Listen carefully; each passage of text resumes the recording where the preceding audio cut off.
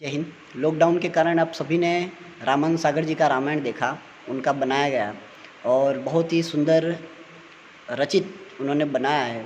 जैसा कि तुलसीदास जी ने लिखा है ऐसा हूबहू उन्होंने उसके अंदर कृतियाँ डाली हैं। आपने एक चीज़ उसमें देखी, एक राजा का बलिदान, एक माता पिता का बलिदान, एक वचन पालन का धर्म, एक भाई का प्रेम, सब देखा। लेकिन सीखने जैसी बात क्या थी? एक चीज़ आपने नोट की, स्त्री को तब भी दुख था, आज भी दुख है। उस दुख को देख के हम रोए हैं और ऐसी हम स्त्रियां हमारे भारत में हैं जिनको ऐसा दुख है। लोगों के कहने पर, लोगों के कथा अनुसार कहे गए बातों पर हमारे स्त्रियों को दंड मिला। तो अभी के पति राजा तो नहीं है तो उसका तिरस्कार नहीं करते, क्योंकि उनको पता है कि काम कौन करेगा, वो करेगा, तो इसलिए उसको मार और पीट देते सिर्फ दूसरों की बातों पर। वो देखते नहीं क्या बात मेरी सही है या गलत है। तो फिर भी स्त्री का एक चरित्र देखिए आप उसको पागल कहो, उसको बेवकूफ़ कहो, उसकी मजाक उड़ा दो, फिर भी जब आप खाने बैठोगे ना तो वो कहती है यार एक रोटी और ले लो, मेहनत से बनाया है।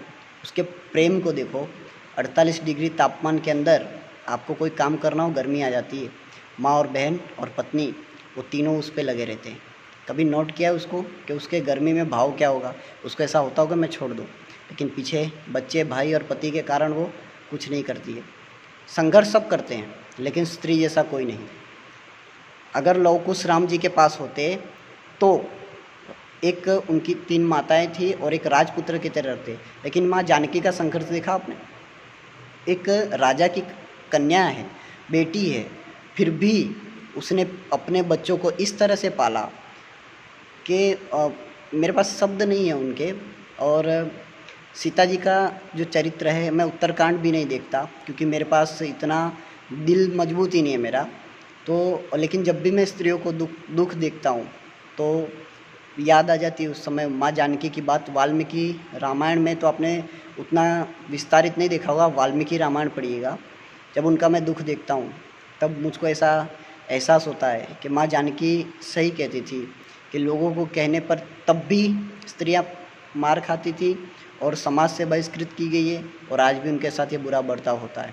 क्यों? स्त्री के चरित्र पर ही हाथ उठाया जाता है, उसके ऊपर ही क्यों दोष दिया जाता है?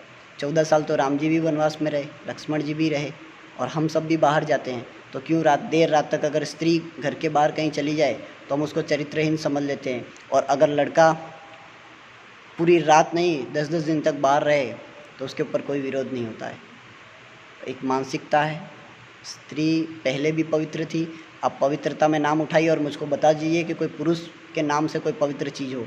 तुलसी माँ पवित्र, माँ गंगा पवित्र, धरती माँ पवित्र, वायु जल पवित्र, वायु जल बोला, वायु जी नहीं बोला, वायु जल जो आकाश से बरसात रानी आ रही है पवित्र।